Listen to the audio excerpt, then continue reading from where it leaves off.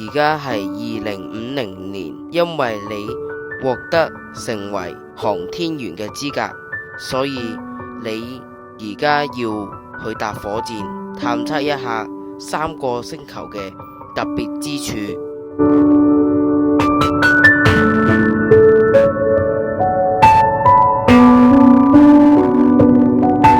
過咗1分鐘，你到達第一個星球月球。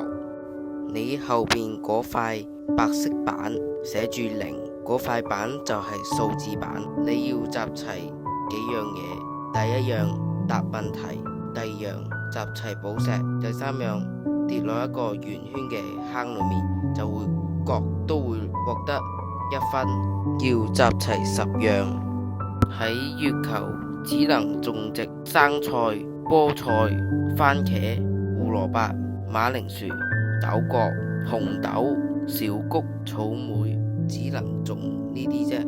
跟住你嗰個數字板睇到10，咁你就向前往行，望到一個地球模型下邊嘅建築物，見到一個紅色嘅掣，撳一下，你會問地球模型嘅建築物係有咩作用？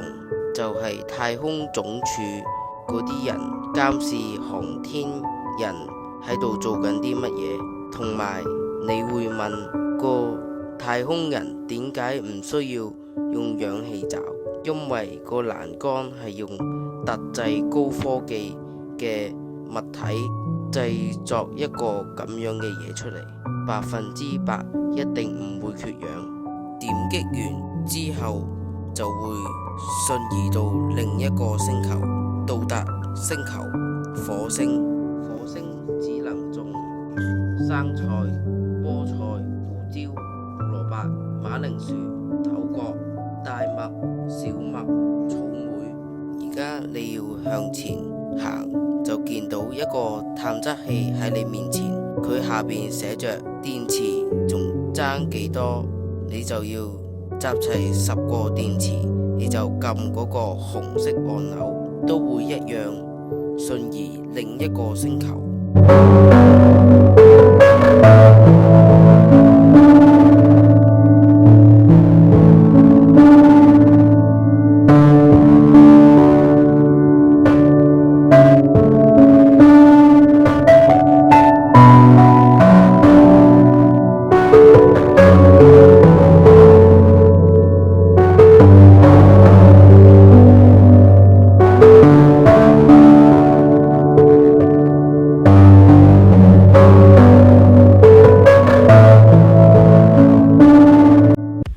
我哋而家嚟到咗一個新嘅星球，呢個星球上面睇落去係乜嘢都冇嘅，但係我哋只需要撳啲鎖，佢就會顯示一個問題。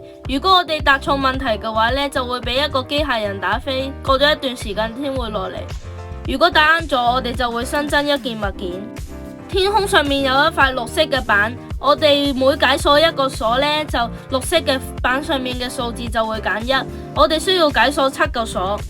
我哋就會收到系統嘅語音，系統話俾我哋聽呢，要帶我哋去睇下溫室入邊係點樣種花嘅。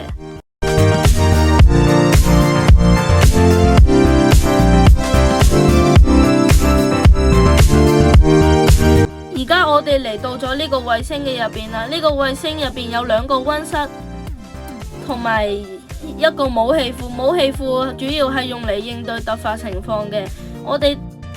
我哋仲有呢一個珠寶庫同埋一個寶物庫，呢個就係我哋通關咗嘅獎勵啦。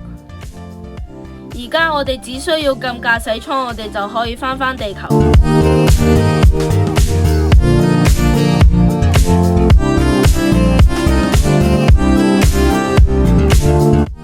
而家我哋喺度返去地球。我哋發現呢，而家衛星呢嗰啲已經分晒開嚟幾個部分，冇用嘅艙已經全部分離晒啦，剩翻嚟嗰啲都係我哋嘅獎勵。而家呢度就係我哋勝利嘅畫面啦。